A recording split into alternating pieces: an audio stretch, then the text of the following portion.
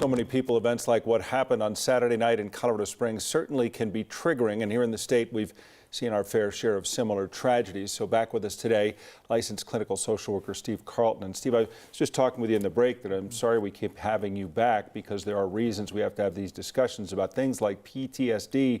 And you didn't have to be there. You just maybe had to read it in the paper or get it on your phone to find out what happened. And for somebody who's gone through this, that can be extremely triggering. Absolutely.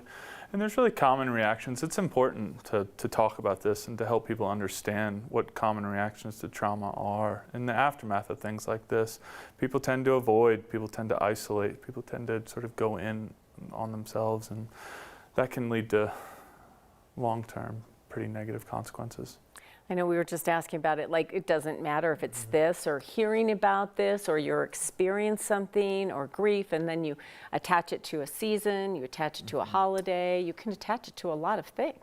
Absolutely. Your brain remembers. I mean, our trauma response, we're by design, we lock up all the details of what's happened, and all of those small details, smells, temperature, clothes, colors, faces, they all now represent trauma and danger, and that's why people continue to have those intrusive thoughts and memories. Because it does seem like we're doing this more often, sadly. I wonder about it.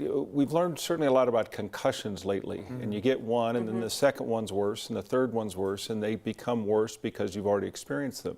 I would imagine with PTSD, with this being hit over and over again, it becomes harder to manage for people who struggle. It does. Our knee-jerk response is to avoid, to look away, to not think about it, not want to talk about it, not want to process through it, and that numbing that can happen, that can be dangerous long term. One of the hard things I struggle with is, like, sadly, because we've had so much in Colorado, most of us know someone that may have experienced or been a part of a mass shooting. So you know that this might be triggering, but then what do you say to them? You can't, I mean, what do you say? It's a tough thing to say. I hope this doesn't bring up memories about. Well, I think that's people's common reaction. It's a normal reaction. You don't know what to say, and you don't know how to be around a person, but it's just important to show up. You got to show up and be there and be willing. Just listen.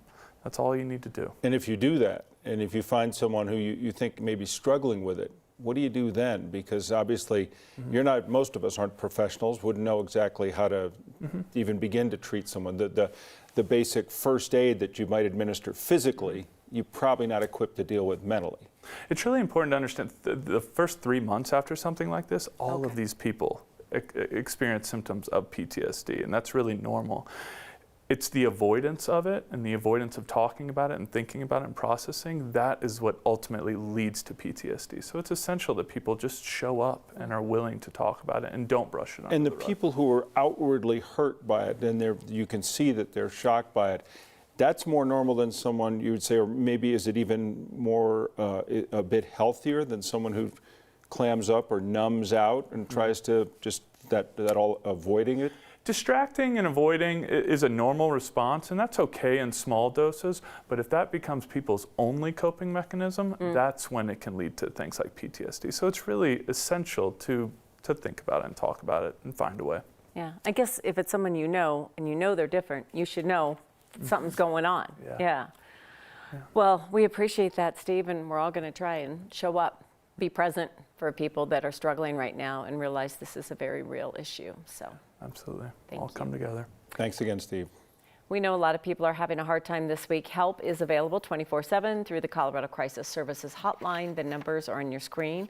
You can call 1-844-493-8255 or text the word TALK to 38255. Another national resource is the National Suicide and Crisis Lifeline, and you can call 988 for their help. We have all the resources and specific resources for the LGBTQ community and details on how you can help the families on 9news.com.